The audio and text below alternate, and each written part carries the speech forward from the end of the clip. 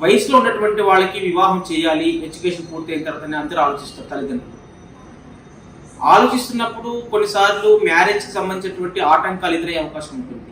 వాళ్ళకి గ్రహ దోషాలు ఏమి ఉండవు, అన్ని రకాల వాళ్ళు గ్రహాలు అనుకూలత ఉంటుంది. తర్వాత వాస్తు దోషాలు కూడా వాళ్ళ ఇంట్లో ఏమీ లేవు అనుకోండి.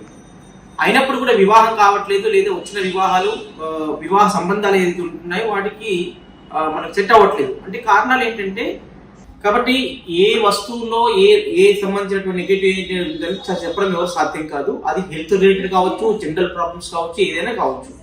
కాబట్టి ఇలాంటివి ఉన్నప్పుడు ఎవరి ఇంట్లోనైనా ఈ సమస్య చేత మేము బాధపడుతున్నాము, ఎన్ని పూజలు చేస్తున్నాము, యాగాలు చేస్తున్నాము, వాస్తు చెక్ చేసుకుంటున్నాము, ఏది ఉన్నప్పటికీ కూడా అన్ని చేసినా కూడా మాకు ఫలితం రాలేదు అనుకున్నప్పుడు, దానికి సంబంధించిన ఫలితం రాలేదు అనుకున్నప్పుడు ఇలాంటి చెక్ చేసుకొని వాటిని చక్కటి పరిహారం చేసుకున్నట్లయితే అందరికీ శ్రేయోదాయకంగా ఉంటుందని చెప్పి గుర్తు చేస్తున్నాను.